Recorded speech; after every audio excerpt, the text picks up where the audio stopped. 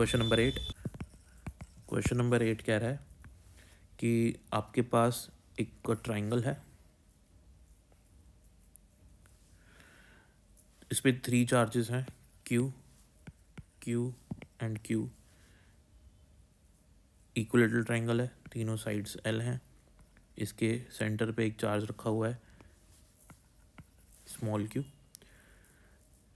The ratio of Q and Q so that the system is in equilibrium.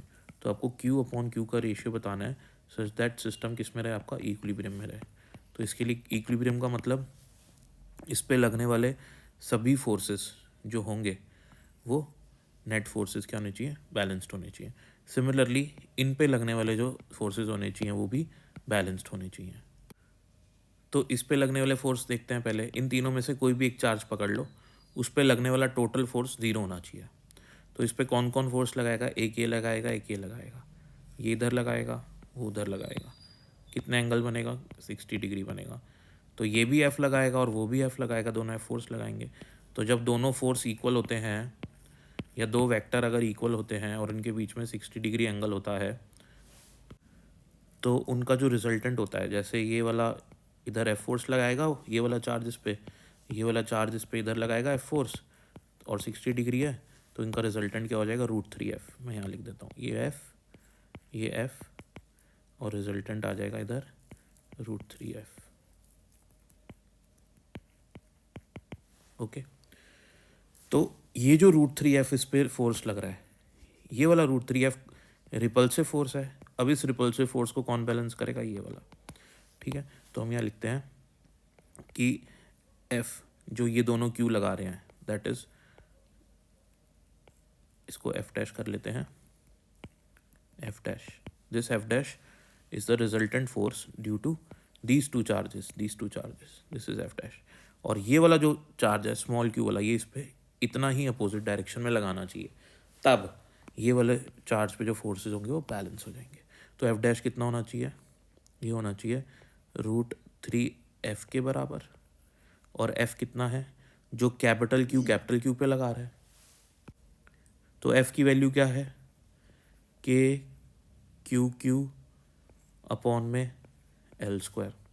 ठीक है, अब ये वाला फोर्स तो ये हो गया F डैश, और ये वाला चार्ज कितना फोर्स लगाएगा, उसके लिए मेरे को ये वाला डिस्टेंस भी पता होना चाहिए,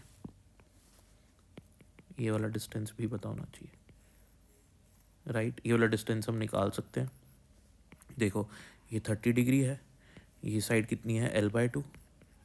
ठीक है, ये 30 डिग्री, तो ये हम इसको मैं O मान लूँ, इसको A मान लूँ, तो OA कितना होगा, अपन लिखेंगे यहाँ पे cos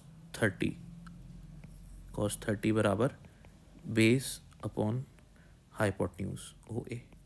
ठीक है, OA क्या हो जाएगा, L/2 इंटू cos 30 हो गया तुम्हारा √3/2, 2 से 2 कैंसिल, तो ये आ जाएगा L/√3।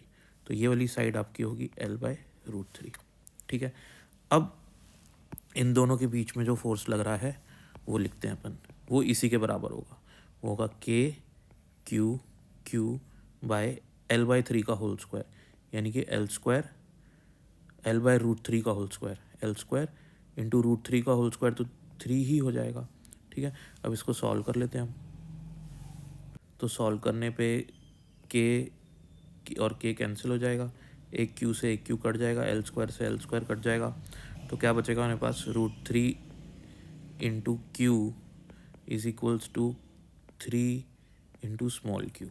ठीक है, और मेरे को रेशियो चाहिए small q to capital Q का रेशियो चाहिए क्वेश्चन में।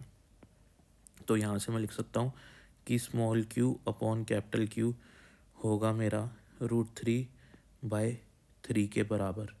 ठीक है, अगर मैं इसको रेशनलाइज कर दूँ तो √3 से मल्टीप्लाई करूँगा तो 3/3 √3 आ जाएगा, 3 से 3 कैंसिल हो जाएगा, तो ये 1/√3 आ जाएगा।